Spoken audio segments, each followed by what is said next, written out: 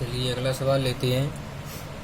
प्रश्न 4 है, यूक्लिड विभाजन प्रमेय का प्रयोग करके दर्शाइए कि किसी धनात्मक पूर्णांक का वर्ग किसी पूर्णांक m के लिए 3m या 3m प्लस 1 के रूप का होता है।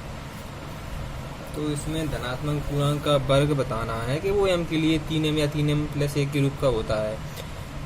तो ऐसे सवालों में सबसे पहले प्रक्रिया वही रहेगी।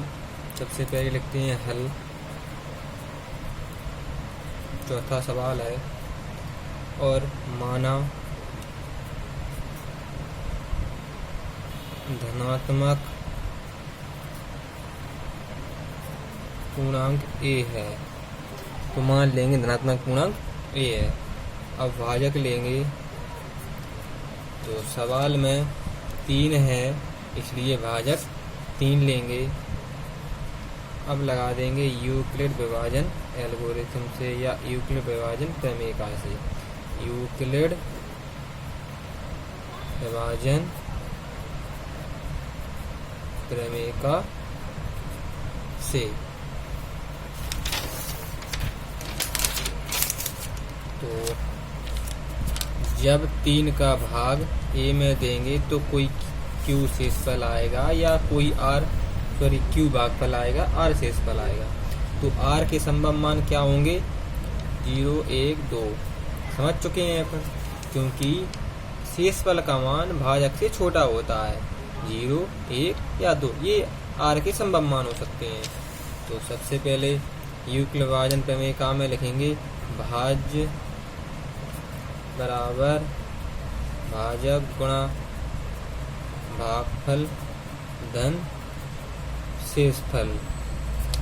तो भाज्य a रहेगा, भाजक 3 रहेगा, भागफल q रहेगा और शेषफल r रहेगा। तो 3 का q में गुणा कर देंगे तो 3q प्लस r ये बन जाएगी। तो लिख सकते हैं a बराबर 3q प्लस r। अब लिखेंगे r के संभव मान। तो r के संभव मान क्या हो जाएंगे? 0, 1 या 2।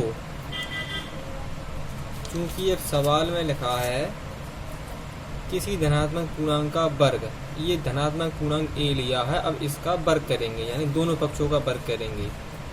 तो सबसे पहले r बराबर 0 लेंगे यानी शेषफल 0 लेंगे। तो लिखेंगे जब r बराबर 0 हो,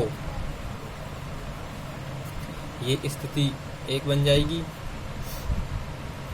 या फिर जब r बराबर 0 हो तो a बराबर 3q और r प्लस r की जगह पे 0 लिखेंगे तो उसका कोई महत्व नहीं है, इसलिए ये होगा। तो प्लस 0 कोई महत्व नहीं है, क्योंकि धनात्मक वर्ग करना है, धनात्मक पूर्णांक का वर्ग करना है, तो दोनों पक्षों का वर्ग कर देंगे। तो लिखेंगे दोनों पक्षों का वर्ग करने पर। तो इसका वर्ग करेंगे और इसका वर्ग कर देंगे।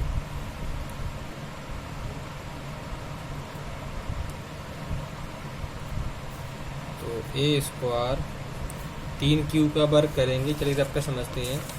3q का वर्ग करेंगे तो यानी 3q को 2 बार गुणा करके लिखना है। तो 3 × 9 और q का q में करेंगे तो 9q स्क्वायर।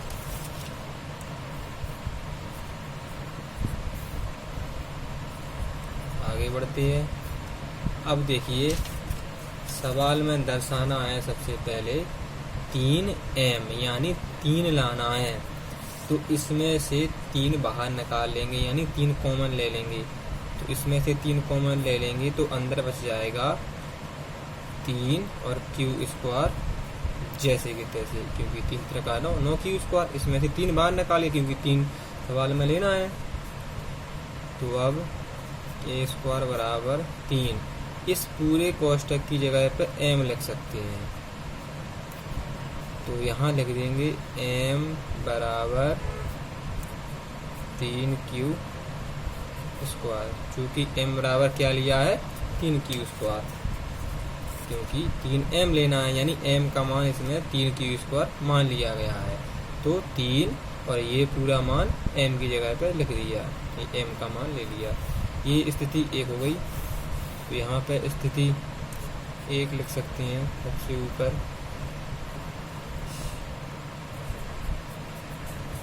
स्थिति 1। अब लेते हैं स्थिति दूसरी। तो जब r बराबर 1 हो तो स्थिति ये दूसरी रहेगी।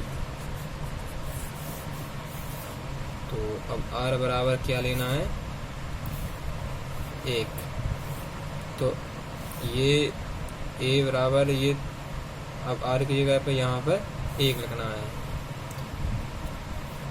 तो a बराबर 3q + 1, दोनों पक्षों का वर्ग करने पर, क्योंकि वर्ग करना है, दोनों पक्षों का वर्ग करने पर, दोनों पक्षों का वर्ग कर देंगे।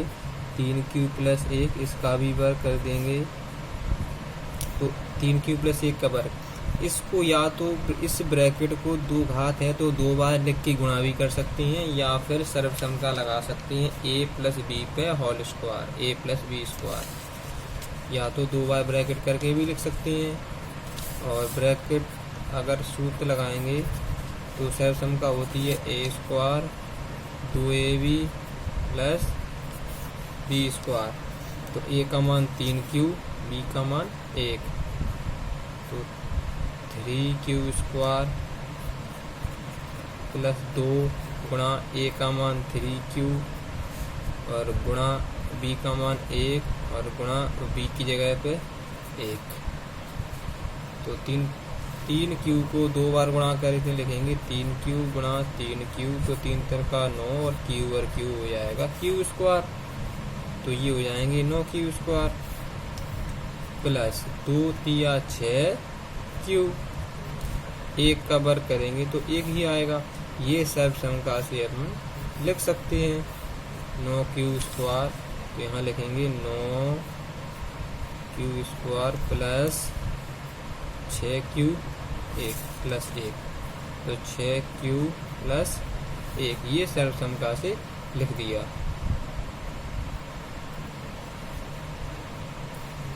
चलिए आगे बढ़ते हैं।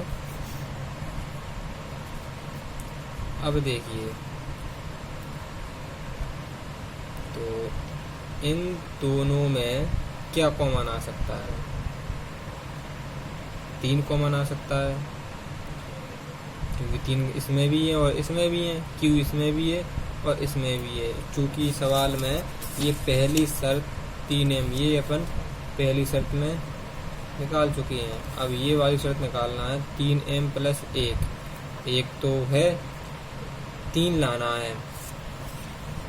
तो इसमें से या तो 3q कॉमन निकाल सकते हैं या काली 3 भी कॉमन निकाल सकते हैं। अगर काली 3 कॉमन निकालेंगे तो क्या बचेगा, 3 भाग देने पर क्या आएगा, 3 × 9 और q² जैसा का तैसा, और 3 को भाग 6 में देंगे तो 3 दूनी 6, q जैसे कि तैसे, और कोष्टक बंद और 1। अब a², अब लाना है 3q + 1, 3m + 1, सॉरी 3m + 1 लाना है। तो 3, ये पूरा कोष्टक m की जगह पर लिख दिया जाएगा। तो 3m + 1 जैसे कि तैसे। तो इसमें m का मान क्या हो जाएगा, ये पूरा ब्रैकेट m का मान है, 3q² + 2q, ये m की जगह पर लिखा गया है। तो 3m + 1, ये स्थिति दूसरी से स्पष्ट हो गया। और दोनों ही चीज़ें ज्ञात करनी थी। r की जगह पर 2 और रख सकते हैं तो स्थिति यही आएगी, तो वो भी कर लेते हैं। या फिर ये सिद्ध हो चुका है, यहीं पर दोनों स्थितियाँ लानी थी तो वो हो चुका है। और चाहो तो r बराबर 2 रखोगे तो भी स्थिति यही बनेगी। Thank you.